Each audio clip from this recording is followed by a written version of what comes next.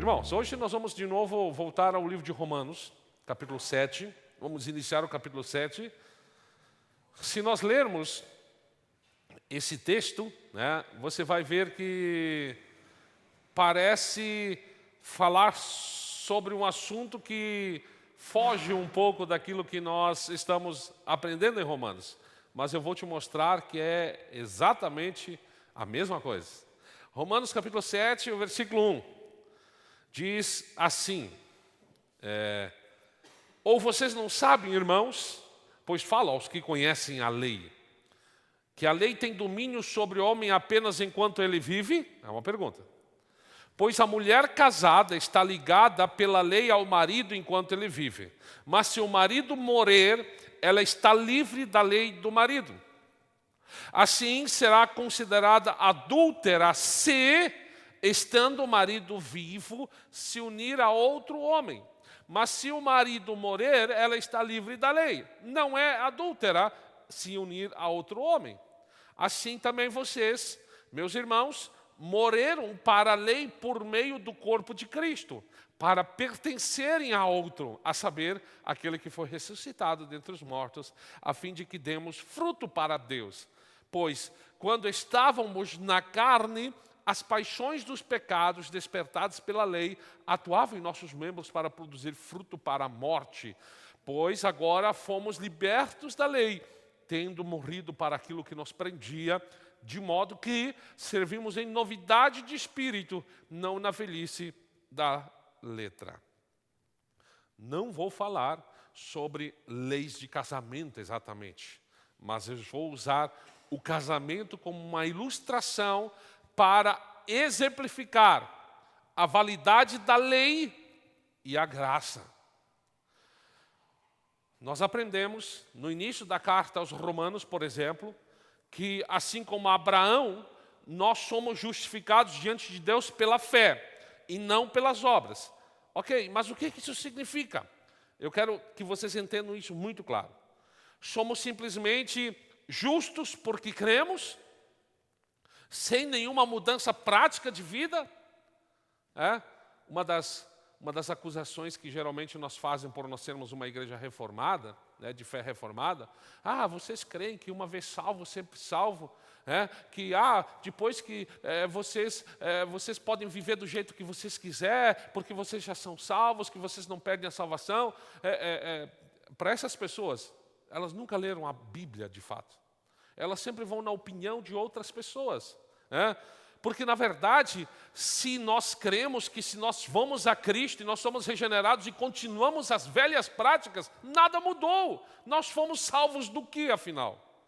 Então, nós entendemos, como cristãos, de que nós somos justificados, porque cremos, sim, mas a partir deste crer, há uma mudança de vidas. A diferença é que nós não fizemos as boas obras para sermos salvos. Nós fizemos as boas obras porque nós somos salvos. Como cristãos, nós não precisamos ainda fazer algo para que a nossa vida realmente mude. Muitos cristãos, eles acabam voltando. Eles dizem, não, eu aceitei a Cristo, eu vou a Cristo. E aí eles voltam para a lei, para tentar melhorar e se santificar pelos seus próprios esforços, aquele esforço legalista. Eles colocam a si mesmos e aos outros novamente sob uma pressão religiosa, debaixo da lei. E eles contrariam o ensino da justificação pela fé. Eu quero que você entenda isso nessa manhã.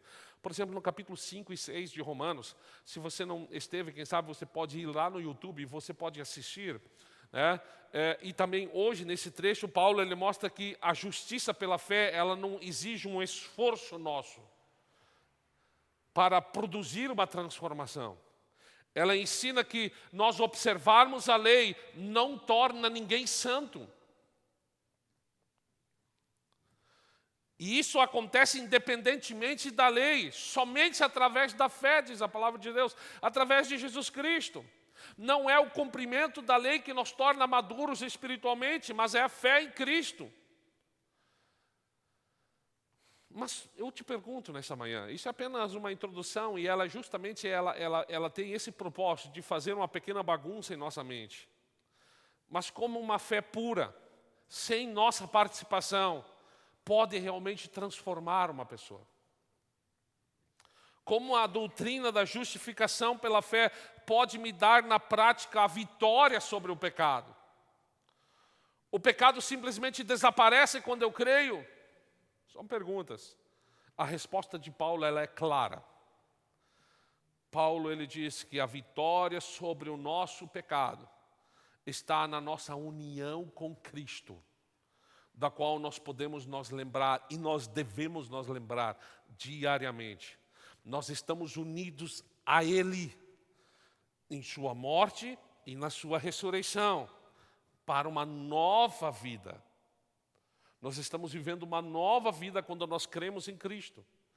Fomos unidos com Ele e nós tornamos semelhantes a Ele na sua morte. A verdade é que nós estamos ligados a Cristo, unidos a Ele. E a partir de agora eu vou expor isso para vocês, eu vou explicar isso. Paulo ele explica isso como um casamento, por meio de um casamento. Preste muita atenção.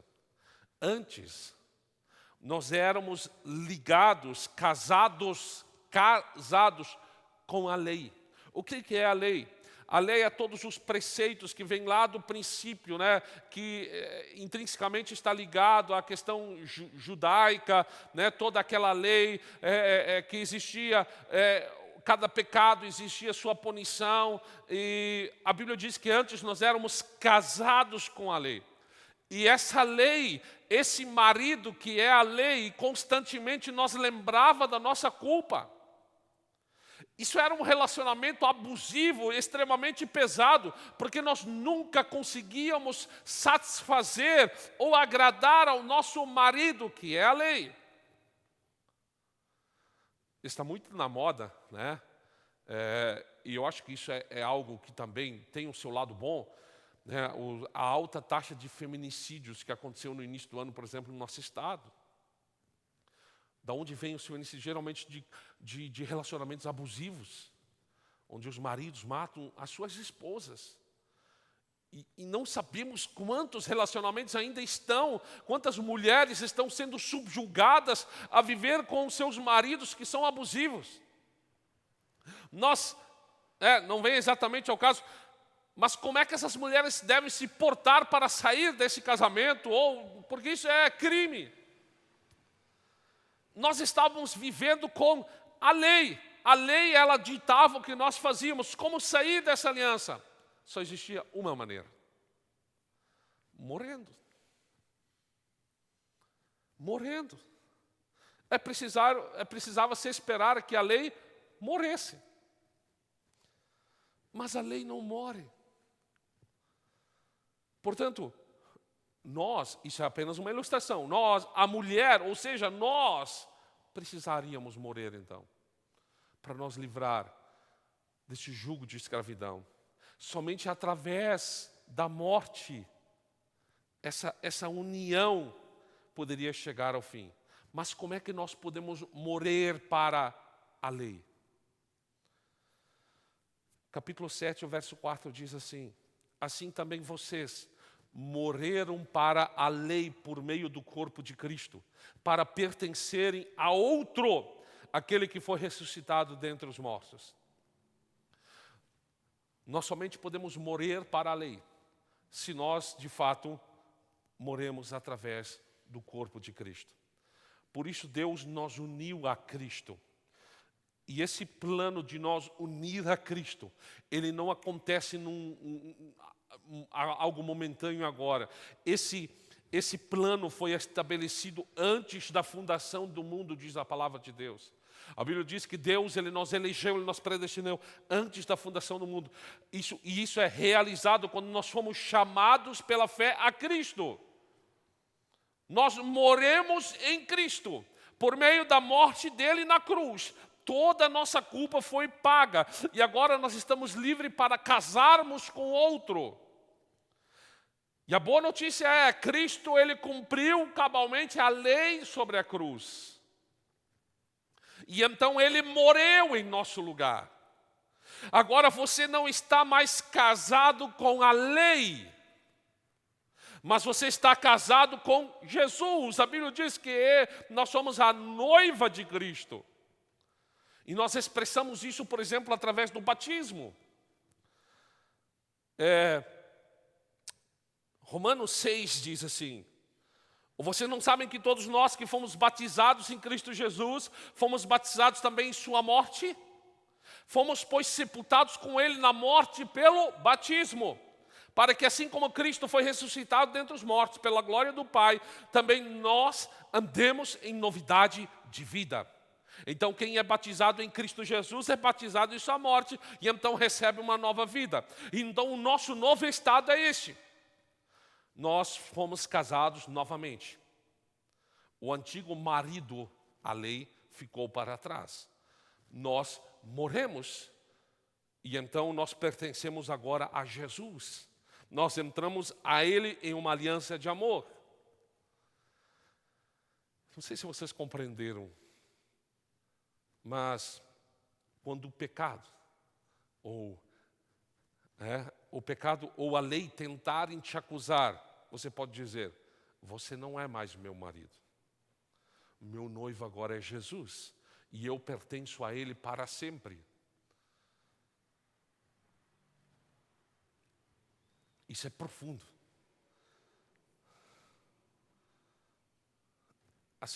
O segundo ponto é que este novo marido, ele te ama. Ele te ama. Há uma enorme diferença entre o primeiro marido. Lembrando-nos, isso é uma ilustração. Há uma diferença enorme entre o primeiro marido e esse segundo relacionamento. O primeiro marido, que é a lei, exigia perfeição, ameaçava, governava com medo. Cada volta para casa trazia uma inquietação no coração. Nós nunca conseguimos satisfazê-lo. Mas Jesus, o nosso novo noivo, Ele nos ama. E isso é precioso. Quando a mulher, a noiva, ela chega à conclusão e ela pode dizer: este homem me ama. Porque o amor, ele cura, ele satisfaz, ele motiva a alegria de viver bem, de fazer o bem. Assim como diz a Bíblia lá em Efésios 5, diz: maridos, amem suas esposas, assim como Cristo amou a sua igreja. E assim mesmo se entregou por ela, contudo também vocês cada um ame a sua esposa como a si mesmo. E a esposa respeite seu marido. Então esse amor, ele nos atrai e ele gera amor em resposta. É isso que Cristo espera de nós. Nós amamos porque Ele nos amou primeiro. Por isso, seguir a Cristo deve ser com alegria. Guardar os seus mandamentos não deve ser um peso, um fardo para nós, mas um prazer. Quando o antigo marido governava com dureza, ao contrário, Jesus, Ele nos atrai com amor. E essa é a força da graça, meus queridos. Não é imposição. Ser cristão não é imposição, não é um sistema religioso, não é uma pressão religiosa. Por muitos anos, a igreja que é de Jesus, e ainda hoje, muitas vezes nós vemos isso, a igreja de Jesus, ela é governada sob cabresto de líderes que tentam usar a lei. Mas Cristo, diferente, como diz um hino, diz: como és tão ternamente inclinado a mim, como teu coração anseia por mim, atraído, suave profundamente pelo amor, e todo o meu ser também se inclina a ti. Ó doce amor, bondade verdadeira, tu me escolheste, eu escolhi a ti. É isso que Paulo está ensinando na carta aos Romanos. A lei, ela não conduz à santificação, mas ao desespero. A graça de Deus, o amor de Cristo por nós são fontes, é uma verdadeira força de transformação. Deus ama os seus filhos e Ele aquece o coração deles.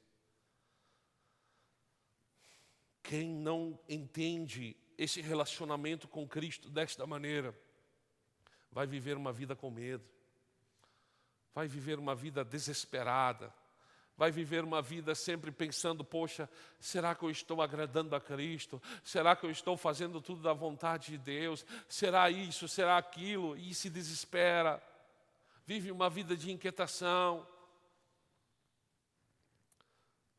sempre com medo.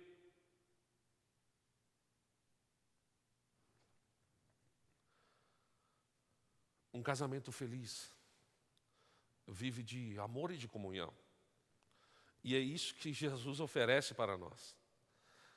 Ser cristão não é seguir um conjunto de regras, porque se fosse isso, seria muito fácil. A maioria das religiões no mundo, ela se baseia por regras. Você vai olhar para o islamismo, os muçulmanos, eles têm o Alcorão, que é um aglomerado de regras. Você não tem noção do que você precisa fazer para ser um muçulmano.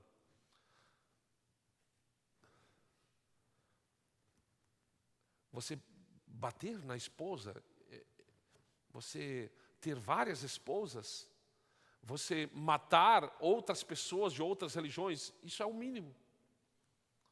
Um conjunto de regras, baseada pelo medo. Mas nós somos diferentes. Ser cristão não é regido por um conjunto de regras, mas é uma história de amor. Algo único em todas as religiões. Ser cristão é estar apaixonado, é ter amor, é ter intimidade com Deus, é sentir saudade de Deus. Você conhece o amor de Jesus por você? Você sabe como é sentir saudade de Jesus? A Bíblia diz lá em Romanos 5,5, inclusive já pregamos sobre isso. O amor de Deus foi derramado em nossos corações pelo Espírito Santo que nos foi dado. Em Cânticos, por exemplo, diz a palavra de Deus, porque o amor é forte como a morte, e sua paixão é firme como a sepultura. As suas brasas são brasas de fogo, chama do Senhor. As muitas águas não podem apagar o amor, nem os rios afogá-lo. E ainda que alguém desse todos os bens da sua casa pelo amor, seria totalmente desprezada. Geralmente nós usamos esses versículos para tentar exemplificar um casamento, por exemplo, ou tentamos pregar isso no casamento. Mas nós sabemos que na primeira adversidade, muitas vezes, este amor ele pula a janela. Mas o amor de Deus, ele é exatamente assim. O amor de Deus, ele é exatamente assim. O amor humano pode acabar, mas nós estamos unidos a Cristo e Ele habita em nós, um amor eterno, divino, que nunca se extingue. Por isso a salvação, ela não está necessariamente ligada a nós, naquilo que nós fizemos, mas no amor de Deus por nós, porque o amor de Deus não termina. Eu sempre gosto daquele um dizer que diz assim: se a salvação ela dependesse 99% de Deus e 1% de nós, eu seria perdido. Porque nesse 1% eu vacilaria. Como Pedro, por exemplo, após ele negar a Jesus, foi esse amor que o sustentou quando tudo mais falhou. Não foi a lei que levou Pedro ao arrependimento. Não, mas foi o amor de Jesus, que Jesus sentia por ele. Ele não perguntou ao discípulo, ao Pedro: Pedro, tu observou os mandamentos? Pedro, tu observou a lei? Mas o que Jesus perguntou a Pedro, depois de se encontrar com ele, depois de ressuscitar? Pedro, tu me amas? Pedro, tu me amas? Você me ama? O amor é a chave, e isso sustenta acima de qualquer lei. Muitas pessoas, elas dizem que em uma crise espiritual, um afastamento espiritual, eles dizem que nunca foram abandonados por Jesus. Ele chama de volta mesmo quando a pessoa se afasta. Nós temos o exemplo disso do filho pródigo. O amor de Deus é a chama do Senhor, que não se apaga mesmo em grandes águas. O que realmente importa? Se você quer crescer em fé, você quer crescer na santificação, se você deseja vencer o pecado, se você entende que você não está mais, a primeira coisa que você deve fazer, entenda que você não está mais sob a obrigação da lei. Mas Jesus, o seu novo marido, Ele te ama para sempre. E esse amor vai te transformar e te tornar cada vez mais semelhante a Ele. A força da sua santificação não está na lei, mas no relacionamento pessoal com Cristo, o teu noivo. Outra verdade, outra característica deste casamento com Jesus. Nós temos vários tipos de casamentos, né? Parcial, universal de bens, separação de bens. O casamento com Jesus é comunhão de bens. Nós somos pobres. O que nós temos a oferecer para Jesus? Nós somos pobres, pecadores, mas Jesus, o Filho de Deus, diz: eu te amo, eu te quero para sempre. A Bíblia diz que Ele nos adotou como filhos por meio da adoção. Você acha que Jesus ele é como nós? Quando o filho não anda exatamente como nós queremos, nós muitas vezes gritamos com ele, ou nós tentamos de alguma forma castigar, mas nem assim nós renegamos ele como filho. Jesus também nos disciplina quando nós precisamos, mas nunca somos renegados como filhos. Vocês acham que a Bíblia diz claramente que Deus nos escolheu e agora simplesmente porque você acha que Deus não sabe como é que você vai se portar? E aí você pega Deus de surpresa, você simplesmente não se comporta como Ele quer e aí Ele te espanca, Ele te chuta como filho? Não! Por isso nós cremos na perseverança dos santos. Por isso nós queremos que uma vez que Deus nos adotou, Ele vai fazer de tudo, porque Ele tem todos os recursos para nos manter a sua paternidade sobre nós. Isso é uma promessa extraordinária. Ele é rico. Deus, Ele é rico, dono de toda ouro e de toda prata. E toda a sua riqueza, diz a palavra de Deus, ela também nos pertence. Vocês já viram esse versículo que diz que nós somos co-herdeiros com Cristo?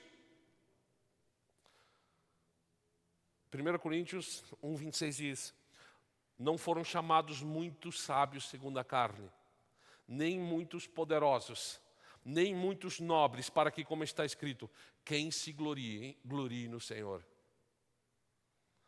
Jesus, Ele é a nossa sabedoria, Ele é a nossa justiça, é a santificação, é a nossa redenção. Não são os nossos esforços, Ele é. Ele é. Meu irmão, entenda uma coisa. Você está ligado a Cristo. Quando você crê em Cristo, quando você reconhece a tua vida regressa como pecadora, quando você de fato aceita o chamado da pregação do Evangelho, você diz: de fato eu sou pecador e eu quero ter um relacionamento com Cristo, automaticamente a justificação ela acontece na tua vida. E então você pode ter esse relacionamento com Cristo. Ninguém daqui é perfeito, tem um relacionamento perfeito, porque nós somos pecadores, mas o relacionamento da parte do nosso noivo, que é Cristo, é perfeito. Ele nos ama plenamente, não porque merecemos, não, mas porque Ele nos ama, é pela graça dEle. Por isso, a palavra de Deus nesta manhã já encerrando, cuide da relação que você tem com Jesus com zelo. Não negligencie uma comunhão íntima com Ele. Viva conscientemente com Deus. Comece o dia com Ele. Compartilhe as tuas preocupações com Ele, as tuas lutas com Ele. Não quer dizer que Deus não saiba, mas conte para Ele. Geralmente nós, como marido, nós falhamos muito em compartilhar o nosso dia com nossas esposas. Porque nós queremos, nós somos os homens, né, os machos. Não, eu não vou contar que alguma fraqueza, alguma coisa. Mas deveria ser. É a mesma forma com Jesus. Ter comunhão com Ele. Contar a Jesus o que é óbvio. O que Ele já sabe. Isso fortalece a nossa comunhão. Leia as Escrituras. A Bíblia. Ore ao Senhor. Busque entender o que a palavra de Deus realmente significa pessoalmente para você. Peça que Deus te transforme por meio da sua graça e do seu amor. Reconheça que a lei não trouxe libertação para você. Somente Ele pode te transformar pelo teu e pelo seu espírito. E mesmo que estando apaixonado por Jesus, você ainda caia em algum momento. Quem sabe aconteça que nem aconteceu com Pedro. Você vai chorar amargamente. E você vai desejar voltar rapidamente para o teu noivo. No fim, você não vai conseguir deixar de amar Jesus. Então, diga como Pedro. Como Paulo, aliás, lá em Romanos 7,6. Agora, porém, fomos libertos. Nós morremos para aquilo que nos prendia. De modo que servimos em novidade de espírito e não na velhice da letra. A lei, ela é boa? Sim. Paulo diz que pela lei ele conheceu o que é pecado. Pela lei nós sabemos o que é pecado. A lei nos mostra tudo o que é pecado. Mas ela não tem capacidade para nos libertar. Ela não tem capacidade para nos libertar. A tua resposta a esta palavra nesta manhã, você pode dar no seu coração. Incentivo a você de todo o coração. Se você ainda não começou um relacionamento íntimo com Jesus, comece hoje. Se você, quem sabe, já iniciou isso e você diz, há muitos anos eu sou cristão, você pode estreitar esse relacionamento com você. Ele nos ama. Ele nos desposou, como diz a palavra de Deus. Quando Ele nos justifica, Ele nos passa para o seu nome. Literalmente, nós somos chamados filhos de Deus. E quando nós somos chamados filhos de Deus, cremos que Ele é o nosso Senhor. A Bíblia nos traz muitas referências, diz que Ele é o nosso Pai, que Ele é o nosso noivo. Não há mais o que temer. Nós passamos, a nossa segurança da nossa salvação, nós passamos para Ele. Não depende mais daquilo que nós fizemos. No entanto, para ter mais tranquilidade em nosso coração, existem algumas evidências. Nós não nos portamos mais como antigamente. Nós, por exemplo, não andamos mais com medo. Será que eu sou salvo? Será que eu não sou salvo? Será que é isso? Não, porque eu confio plenamente no meu noivo. Eu não ando mais amargurado, eu não ando mais sonegando o amor de Deus, eu não ando mais sonegando o perdão de Deus. Se eu conto uma mentira, se eu conto alguma coisa errada, se eu ofendo alguém, rapidamente vou tentar consertar a minha vida aqui, porque assim como eu perdoo aqui, Ele também me perdoa aqui. Entende? O vertical com o horizontal. Pai nosso que estás no céu, santificado seja o teu nome. Perdoa-nos assim como nós perdoamos a quem nos ofende. Então é uma condição que nós damos. Podemos ter dificuldade em fazer isso? É evidente que sim. Por isso nós precisamos dEle. Ele nos socorre, Ele nos ajuda. Ele molda o nosso coração duro. Mas nós fomos libertos da lei. Nós não estamos mais sob a escravidão da lei. Quem sabe no relacionamento passado, nós vivíamos uma vida, um relacionamento abusivo. Mas agora, pela graça, nós fomos chamados em liberdade. Porque nós temos morrido para aquilo que nós prendia. Nós morremos? Não, mas o nosso noivo morreu em nosso lugar. E ele ressuscitou. E você fez esta manifestação pública no dia do teu batismo. E para isso que nós estamos aqui nesta manhã. Para estreitar o nosso relacionamento. Por isso, nós cultuarmos ao Senhor, nós estarmos aqui, não é um peso, não é um fardo para nós. É uma alegria. Porque nós não fizemos isso como uma obrigação. Nós não fizemos isso, não, eu tenho que estar lá, eu tenho que estar no culto, porque se eu não estar no culto, eu não agrado a Jesus. Não, eu não faço isso como um pensamento de lei, eu faço isso como um pensamento de amor. Eu vou à igreja, eu vou cultuar ao Senhor por amor a Ele. Porque eu amo a Cristo.